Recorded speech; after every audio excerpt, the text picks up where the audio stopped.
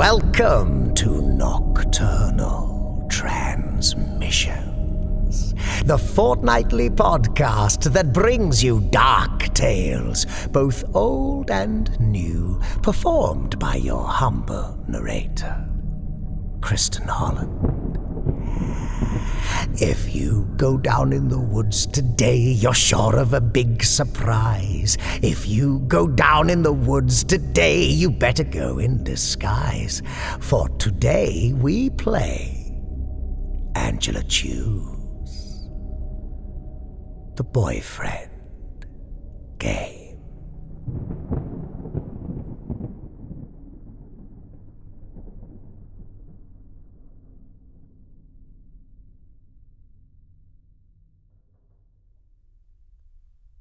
Melody is in love.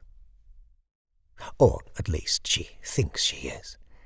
She's seen him at the park before, but only from a distance. It was a trick, one she fell for, to call the woods cluster dam a park. Park suggests a square of uniform manicured green, not this sprawling hilly acreage overrun with trees and overgrown hiking trails.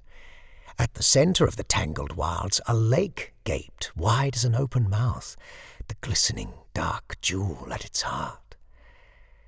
Melody first visited the park as a retreat from the claustrophobic walls of her subsidized student dormitory, and accidentally strayed from the path.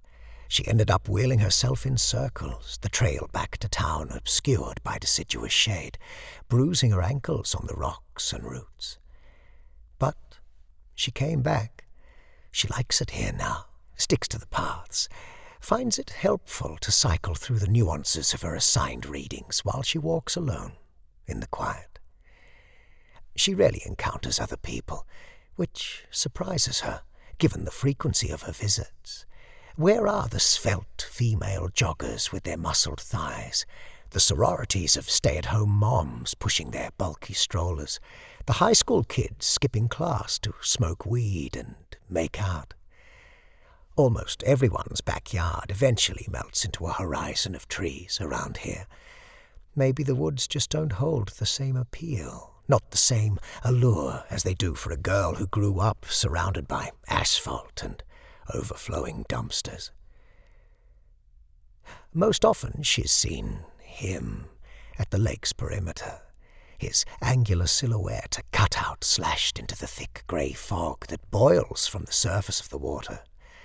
Sometimes she spotted him above, surveying the park from atop the sparse crest of a steep hill, or glimpsed him far below, a shadow cutting across one of the thicket-choked trails. One day she finally meets him, just before dusk, their paths intersecting at the edge of the lake. He is a little older than her, and very tall. His skin is blanched so white it's tinged blue. His eyes are startlingly dark on that stark face, 2 inverted full moons. A mark pulses on his neck, round and black as a hole. His clothes seem old, but not in the same way as the hipster types who rove the campus, dressed in thrift store chic with meticulous hair, hunched over second-hand copies of obscure poetry. Water drips from the frayed cuff of his left pants leg as he slipped on the damp rocks, plunging one leg into the frigid lake. She notices the smouldering ember of his cigarette, its ponderous blink, but no exhalation of smoke curls above his head, the plume masked perhaps by the fog. The moist, sweet scent of algae envelops them. A damp gust tosses Melody's hair, winds it around her throat, whips it against her cheek. She brushes away a tendril clung to her lips. He lowers his cigarette, a hand-rolled stalk, the end winking red, and smiles at her. He tells her that her hair is sinewy, That for all he's read it as a descriptor in books, he's never met anyone to whom the word so aptly applied. Melody is used to boys who shove her face into the pillow. In the dark, her body is interchangeable to them. A pair of breasts, a pair of legs. "You're so sexy," they pant into her ear, and into the next girl's.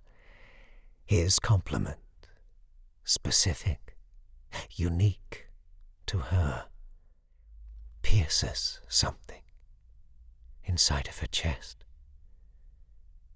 She wants, suddenly and very badly, to kiss him. Sinewy, Melody remembers later in class, as she curls a tendril around her finger. The word makes her feel powerful, like a siren or a gorgon, hair full of writhing snakes, a face someone would be willing to die for a chance to look upon. She attends a seminar called Two Halves of a Seed, Femininity and Fairy Tales. An accomplished doctor of literature teaches the course, a demanding woman with sharp, hawkish features. The syllabus at once stirs and embarrasses Melody. Each time she slides into her back corner seat, she hunkers up like she's been caught doing something illicit. The class is studying Angela Carter's The Bloody Chamber, a collection of thrillingly violent stories about dangerous men who prey on virginal girls, until one of the would-be victims bares her teeth and tears off her dewy skin to reveal the slavering wolf, the fearsome tiger underneath. Melody transferred just a few months ago at the start of the semester, by the grace of a hard-won scholarship and a sad story. Now, instead of squinting at textbooks in dim basement classrooms speckled with mildew, she putters away at this small but reputable university and rooms in this quaint town, all of it ringed in a fortress of watchful trees. As thrilling as it was to unsheathe the acceptance letter, her failure to reinvent herself fizzles her short-lived happiness. She fled hundreds of miles, but she is still Melody, still tongue-tied and awkward when someone speaks to her, somehow always a step out of sync with everyone else. Soon enough the friendly overtures shrink to the quickly averted glance, the truncated "hi" in passing. Melody refamiliarizes herself with eating her free meal alone in the cafeteria. She tucks in her earbuds, jots down notes while she chews on stale sandwiches, Wonder bread grown soggy from the wet lettuce. Her most sustained interaction so far occurred during the mandated icebreaker on the first day of class, when the instructor circuited the room and pried from them their names and anecdotes of beach sabbaticals and European vacations and golden retriever puppies. "Is that a nickname?" A classmate leaned in to ask after Melody introduced herself. "It isn't. Her mother picked it. Her mother liked beautiful things. That eluded her." In one of Melody's earliest memories, her mother returned unexpectedly from a date. Melody was dying to re-watch her static, fuzzed copy of Beauty and the Beast. She clutched her tattered plush bunny and huddled inches from the television. She was supposed to be asleep, so she left the lights off and the volume low, and nibbled as quietly as she could at a greasy bag of popcorn. She marvelled at her own boldness, even as she tried not to look behind her at the indistinct shapes of slouchy furniture, the mounds of unwashed laundry and half-spilled boxes, all engorged and made monstrous by the dark. But the movie swept her up into its enchantment soon enough. She gasped at the snarling fury of the wolves, smiled at the motherly teapot, and winced as Belle wept over her losses. So engrossed was Melody in the film, she jumped when her mother stumbled in, showering the scruffy carpet with kernels. Just a few hours earlier they had bounced on the bed while her mother agonized over the perfect shade of lipstick and spritzed them both with perfume. Her mother told Melody she'd be the prettiest girl in the neighborhood someday. Melody had felt so grown up as she'd rubbed her moist wrists together, sniffing the misty floral scent. In the twilight glow of the television, her mother's mouth resembled a bruised rose, a string of reddish spit drooping from the already swollen bloom of her split lower lip. Indicted by evidence of her crimes, Melody cowered, braced herself for the flash flood of her mother's fury at the mess of spilled popcorn, at Melody's disobedience. In the doorway, her mother stiffened, one hand on the knob, the other fisted at her mouth, her keys dangling limp between her fingers. They stared at each other, while Belle, resplendent in her golden gown, waltzed with the beast. They held each other and twirled around and around the glittering ballroom. Yet as the music swelled, Melody's mother turned without a word and disappeared into the bedroom. Melody listened, rigid, frozen, for any noises. But there were none. On screen, the dance ended. Belle fled. The rustling, when it came, was loud in the breathless silence. Melody swallowed a yelp as a mouse crept out from under the couch, lured by the savour of butter and salt. It advanced on silent pink paws, nose twitching. Melody seized her bunny and scooted backwards as the mouse approached a piece of popcorn, fallen only a few inches from Melody's foot. She gaped wide-eyed as it gnawed through one kernel and moved to the next. Too frightened to utter a sound, to make it stop. After her first encounter with the stranger by the lake, Melody searches for him among the frazzled throng of undergraduate students clogging the halls, in the cafeteria where the TAs slump over mugs of cold black coffee and reams of freshman essays. But she never finds him anywhere, except at the park, where they begin to meet often. They roam the woods and drift along the shoreline, the fog swirling around their calves, licking up their legs. Sometimes they wander in silence or read together until the words begin to blur with the descent of the sun. Melody passes her words, careful not to dredge out the ugly things, though she worries she makes herself seem shallow. One-dimensional Melody, a suit of skin with no depth, nothing inside to find. When she returns alone to her dorm, she paces and practices clever things to say to him.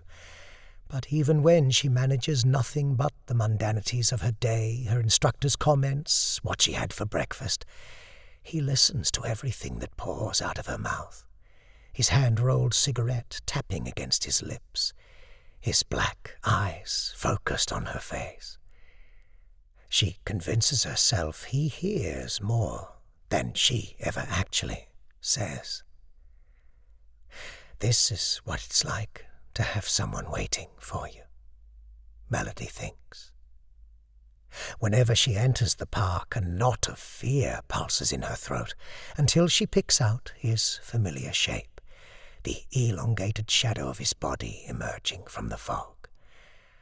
After all, it's always when you take it for granted, when you peel open your chest to bare your bloody, rabbiting heart, that the one you want most to touch it will vanish.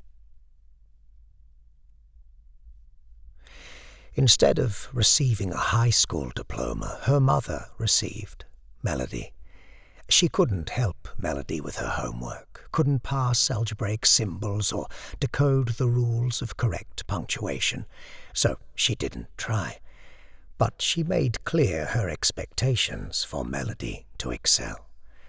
When Melody's fourth-grade teacher sent her home with a poor grade on a quiz, a line for her mother to sign on, and a note concerning her overall performance, her mother's disappointment broke over her like a wave. "How many times do I have to tell you?" Her mother crumpled the quiz, her bright red nail polish rutted and smeared by the page. "There are two types of girls. Girls who are smart and girls who are sluts. Do you want to be smart, or do you want to be a whore?" There are the boys. Melody keeps her head down while she marches from one class to the next, but she still senses the electric pulse of their leers as she passes. It's not Melody knows that she is particularly attractive or otherwise desirable, but that they can recognize prey in her soft flesh, the resigned acquiescence wafting from her skin like spoiled perfume. Melody couldn't say when it started. Well, maybe she could. One among the parade of her mother's boyfriends, a man with a grey buzz cut, his mask of pepper and faint sweat. She remembers the pelt of his chest hair, coarse curls slithering out from beneath the collar of his shirt. Dusty light lapped through the slats of the blinds and seeped onto the bowling ball slopes of his muscled shoulders. He'd arrived early, while her mother was still finishing her shift at work, and sprawled wide-legged onto the couch, the faded upholstery sagging beneath him. "My shoelace.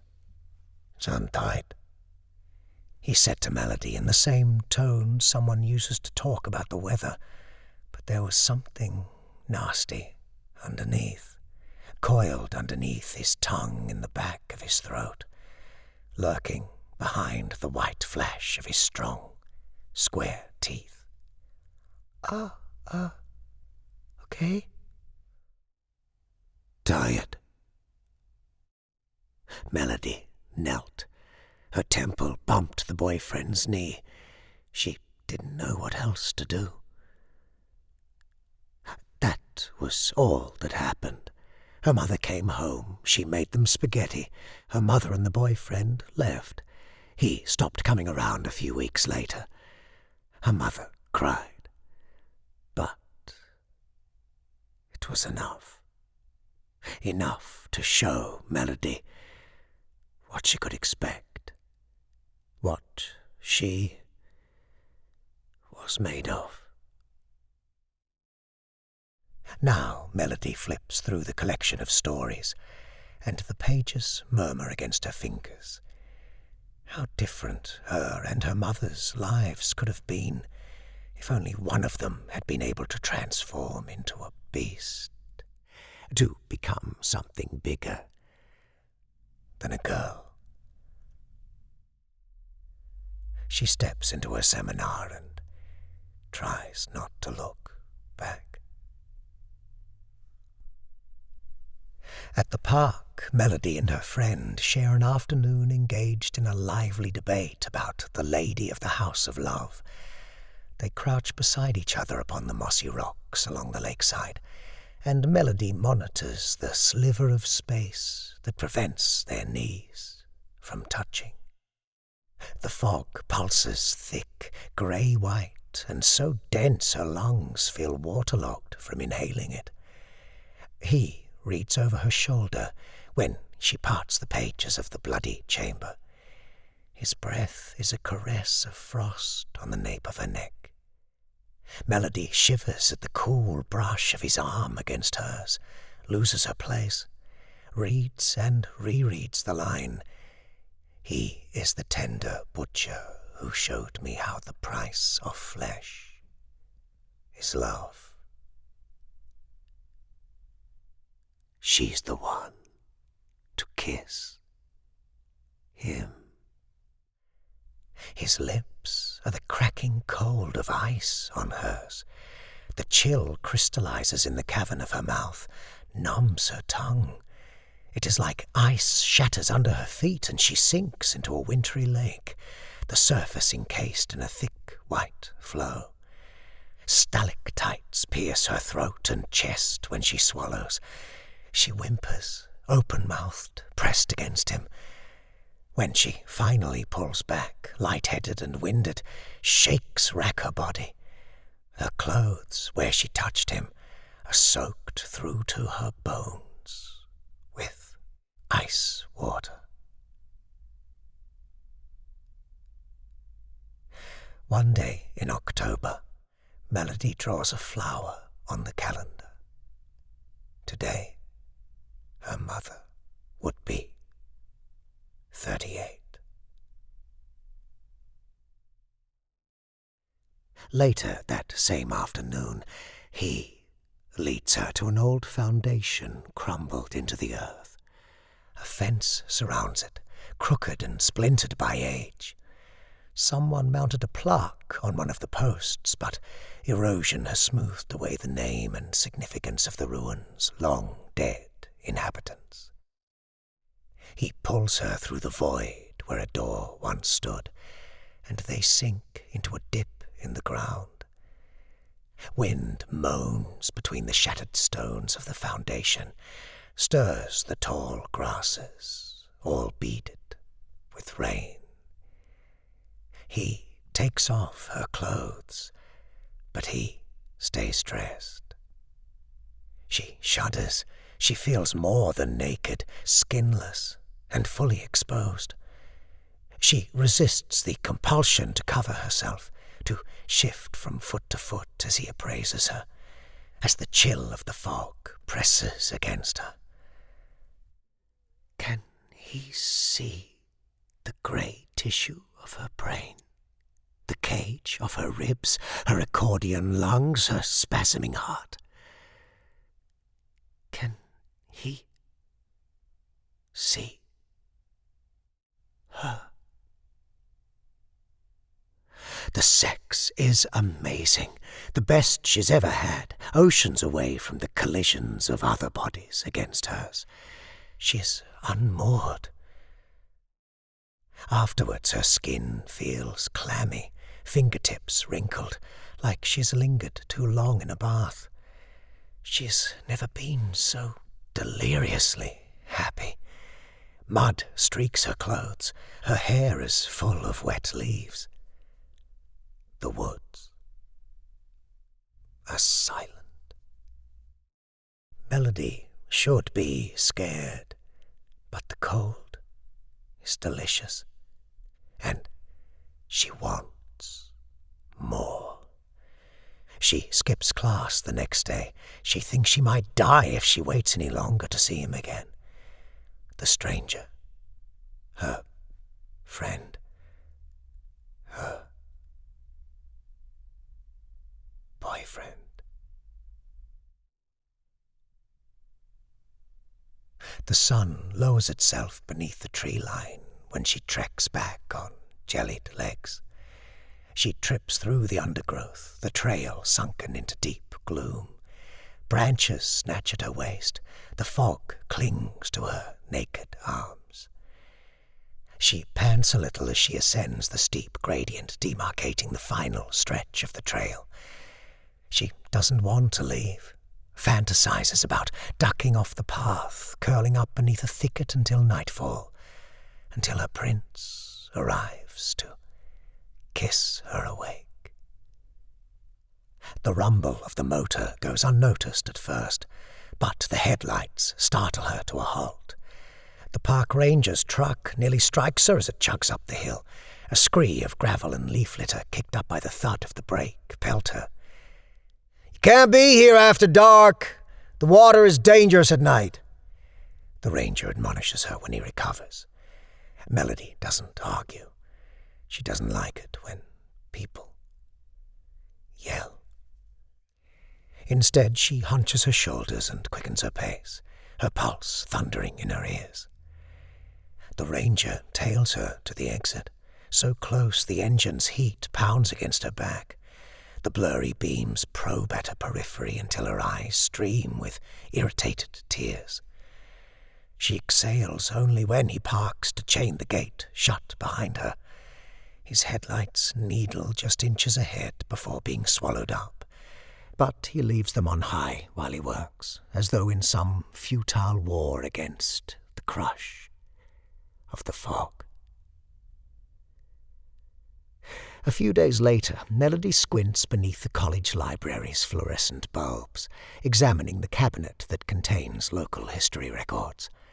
Most of it is dry ephemera, painstakingly catalogued genealogical charts, typo-ridden collections of ghost stories and urban legends, pamphlets detailing the construction of defunct railroads and factories.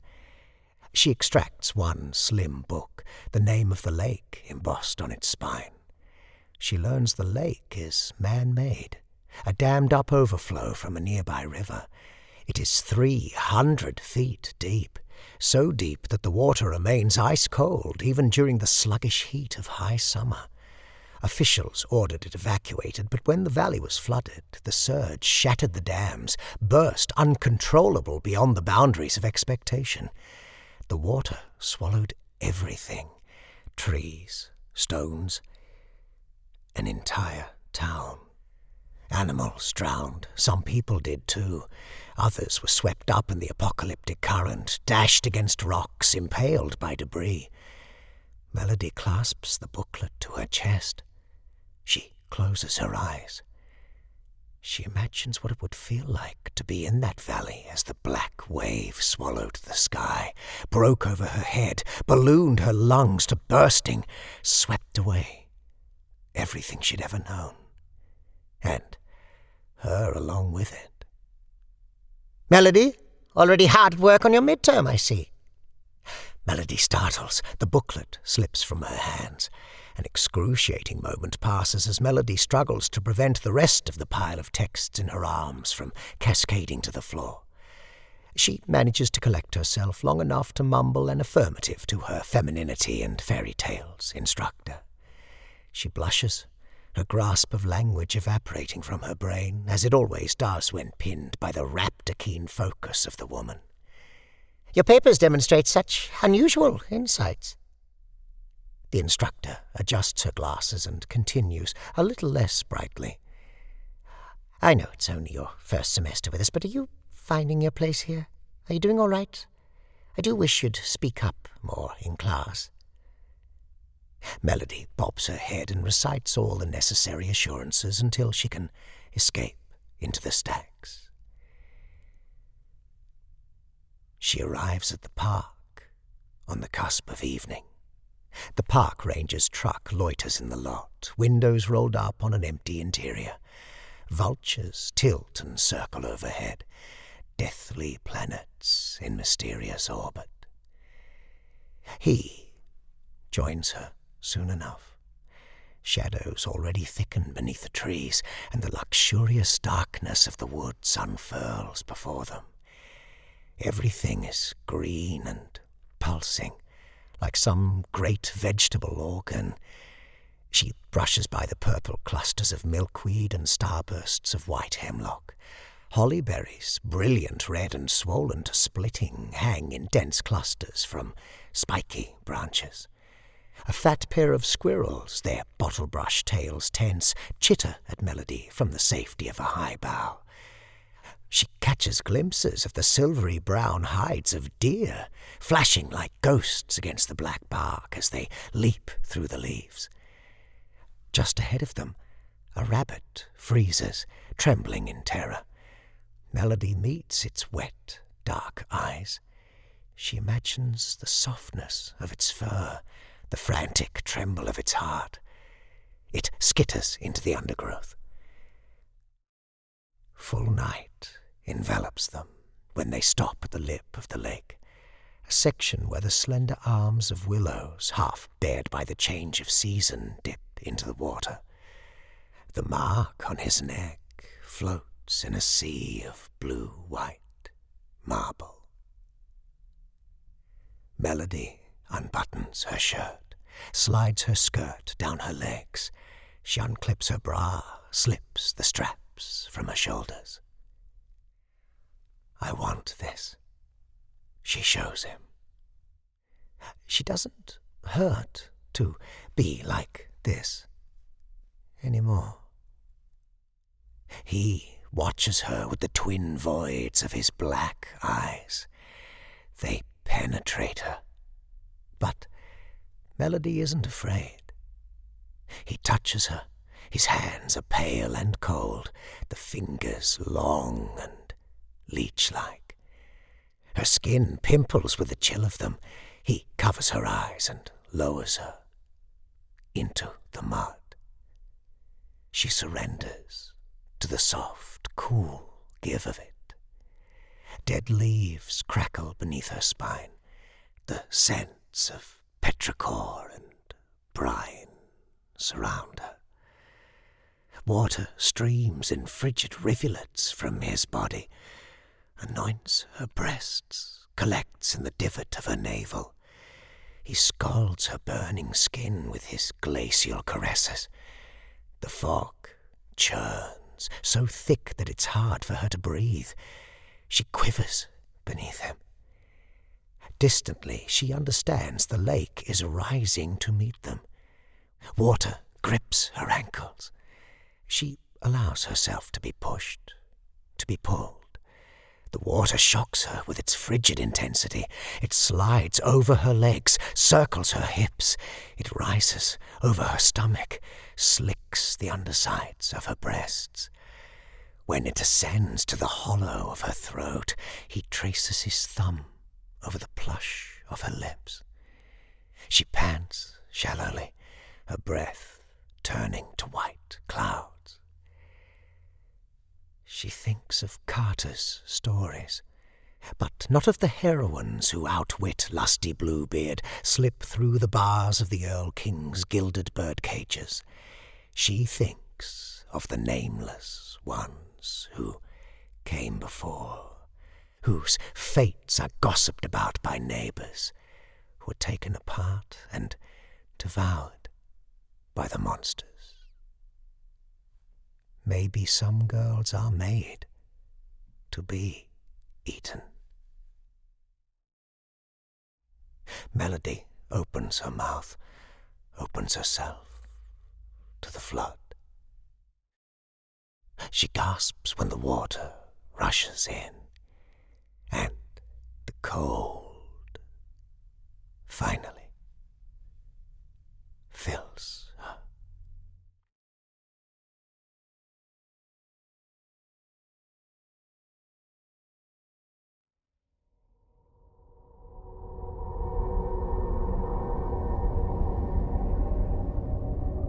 The Boyfriend Game by Angela Chiu. My word, gentle listener, we've had some raunchy stories of late, haven't we? I do hope no one's getting too hot under the collar out there. Perhaps we should change the podcast's title to Nocturnal Transmissions Late Nights. Although I suppose that's implied in the title already anyway, isn't it? So, anyway, I know how to cool you off. A little plug for something your humble narrator has been involved in lately. The oldest and strongest emotion of mankind is fear. And the strongest kind of fear is fear of the unknown. H.P. Lovecraft, 1927. Sound Realms, in collaboration with Chaosium, will be launching Call of Cthulhu, the audio investigations, Alone Against the Tide role-playing game, on the 1st of August. That's next month, don't you know? Step into a world where every choice you make shapes the story, and every twist comes alive in breathtaking audio detail. This isn't just any role-playing game.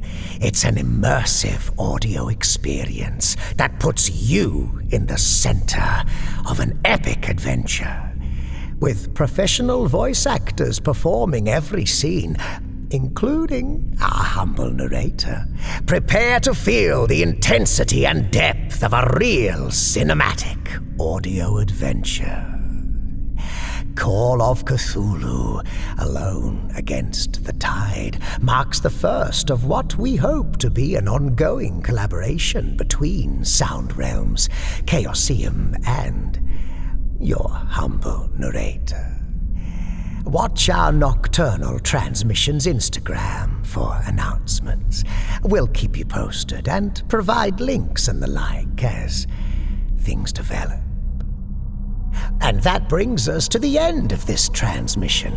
Before we leave you, we would like to extend a warm welcome to our newest Patreon subscriber, Acolytes. Marsha Tucker, welcome. Dustin, welcome. Antonio Salmaron, welcome. T-Wine Wineglass, or is it T-Winey Wineglass? Well, either way, T-Wine or T-Winey, welcome. And last but not least, Iva Antony, welcome. Thank you for choosing to support our humble production. Hope you're enjoying your exclusive episodes. We made them just for discerning lovers of dark matter, such as your good selves. Bon appetit. Thank you to all our Patreon subscribers, with an especially big thank you reserved just for our esteemed cohorts. Crunchy Kirby, Kel Wielden, David Weaver, Amanda Moore, Heathen Soul, Jerry Taylor, Tim Howard, JB, Evan Dooley, Fangora Brown, Mudkip, Adam, Drenny, Wayne Prince, Robert Troy Hampton Peterson, Andy Shani, Tippy Polo, Rachel Brown, Bull Swivney, Jimmy Mack, Johnny Kelly, Rebecca Gates, Alex Brewers, Daniel Clanton, and Daniel Kamiankowski. All non-public domain stories are featured with the permission of the authors. All voices and production are concocted by Kristin Holland. Until next time, as always, watch the skies, fear the dark, and don't trust anyone, especially yourself. Good night, gentle listener.